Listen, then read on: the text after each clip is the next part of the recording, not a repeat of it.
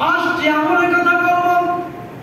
বিশ্বনবী মুহাম্মদ রাসূলুল্লাহ সাল্লাল্লাহু আলাইহি সাল্লাম বলেছেন, ইন্নাল জান্নাতা তাশতাকু ইলা খামসিন নফর। পাঁচটা আমল যদি পৃথিবীতে কেউ করতে পারে, মৃত্যুর পরে তার জন্য জান্নাত পাগল পাগল হয়ে থাকবে। কয়টা আমল ভাই? পাঁচটা আমল যদি করতে পারি, আমার আপনার জন্য জান্নাত পাগল পাগল হয়ে থাকবে। কবে মারা যাব, তারপরে জান্নাতে যাব, জান্নাত অপেক্ষা করতে থাকবে, জান্নাতে আপনারা খোলাইতে থাকবে। আমার জান্নাতি মেহমান কবে ঢুকবে?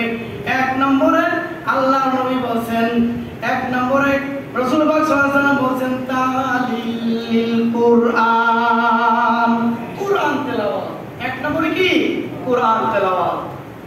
ভাইরা আমার, ভাইরা আমাদের কেউ এক খতম, কেউ দুই খতম, তিন খতম তেলাওয়াত করেছেন, এরপর করবেন। যেহেতু কোরআন আল্লাহ বলেন, ইন্না কুরআনাল ফাজিরি কানা মাশহুদা।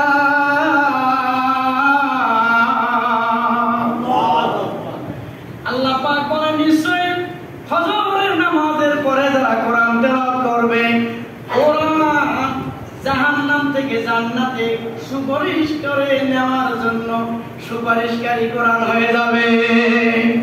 এই আয়াতের ব্যাখ্যা ইমাম গাজ্জালি রাহমাতুল্লাহ আলাইহি তিনি বলেছেন, যখন ফজরে তেলাওয়াতকারী নারী পুরুষ যুবক বনিতা আবাল সিদ্দিক নারী পুরুষরা যদি মৃত্যুবরণ হয়ে যায়, কবরে যাওয়ার পর চতুর্দিক থেকে সাদা দেয়ালের মতো উঠে যাবে এবং মানুষের মতো কণ্ঠ খুলে বলবে, ওরে বান্দা, তুমি সকালবেলা তেলাওয়াত করে আসছো, আজকে তুমি কবরবাসী।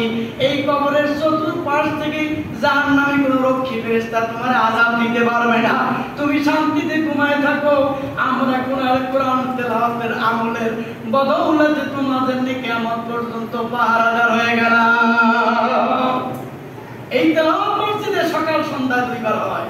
আল্লাহ আমাদের তেলাওয়াত করার তৌফিক দান করুন। সকলে বলি আল্লাহুম্মা আমিন।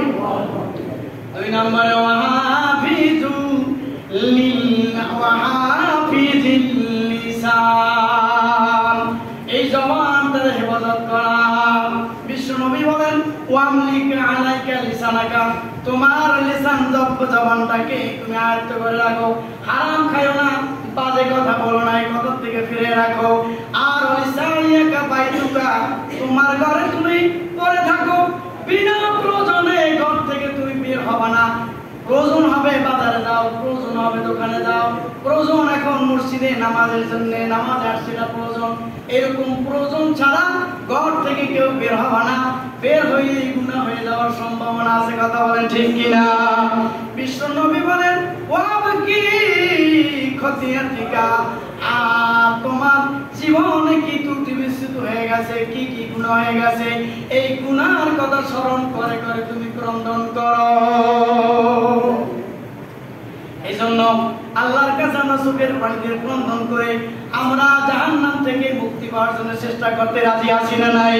কিন্তু নম্বরে অপুত্রের মুসিয়ান, বাবা অপুত্রের মুত্তাম, এতিম মিসকিন অনাথদেরকে খাদ্য খাওয়ানো, দান করা, খাওয়ানো। এই খাওয়ার কথা রাসূলুল্লাহ সাল্লাল্লাহু আলাইহি ওয়াসাল্লাম বলেন, তোমরা এতিম মিসকিনদেরকে খাদ্য দান করো, খাবার দাও। আর অনাথ ব্যক্তি, দুঃখ কষ্টে যারা আছে, নির্যাতিত ব্যক্তিদের আছে, তাদের আমরা সাহায্য সহযোগিতা করো। যেহেতু বিশ্বনবী বলেন, মান আকাসা মালহুফা কাতাবাল্লাহু লাহু সাবিরিনা মাগফিরা, বলুন আল্লাহু আকবার। তোমরা এতিম মিসকিন অনাথ আর সেই সমস্ত জালিম অত্যাচারিত ব্যক্তিদের তোমরা সাহায্য করো, এই দান সদকা যদি করো, আল্লাহ রাব্বুল আলামিন তোমাকে সাবিনা মাগফিরা, ৭৩টা মাগফিরাত আল্লাহ তোমাকে দান করবে।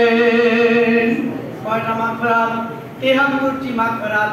তার মধ্যে ওয়াইদুন ফিহা সিলাহাতুল আমরি, তার মধ্যে একটা হলো পৃথিবীতে, ৭২টা হলো আখিরাতে। একটা দুনিয়ায় সেটা যদি কেউ পেয়ে যায়, তাহলে তার সমস্ত কাজগুলো আল্লাহ সহজভাবে করাই দেবে। বলুন সুবহানাল্লাহ। ওয়াসিনতানি সাবিনা মাগফিরা, আর বাকি 72টি আল্লাহ মাগফিরাত রাখছে।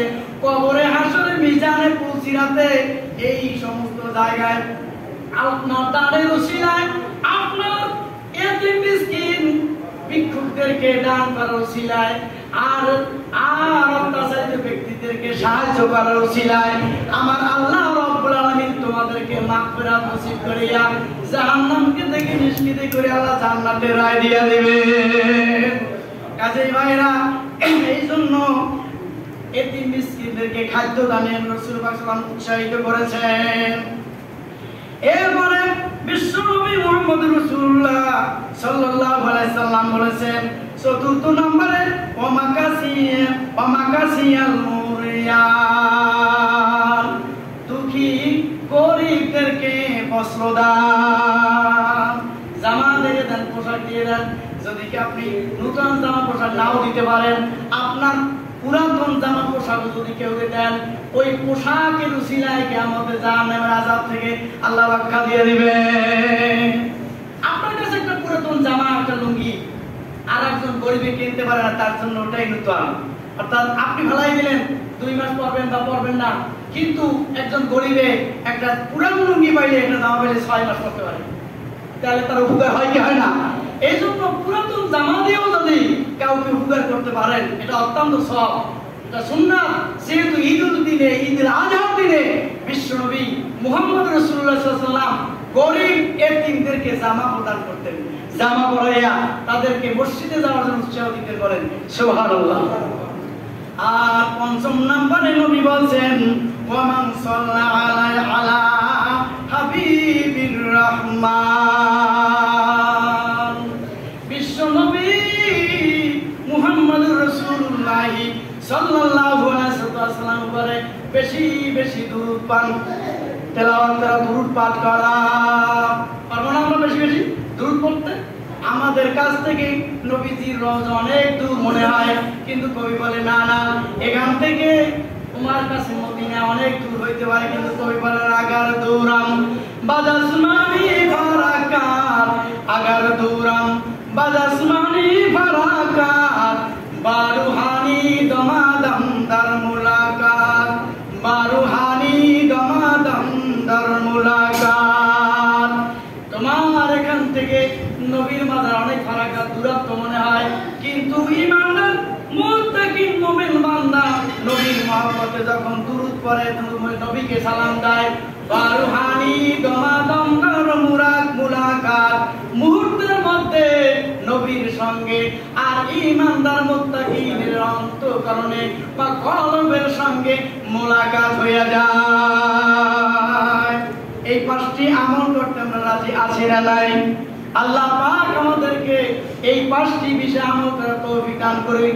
সকল করে আল্লাহুম্মা আমিন।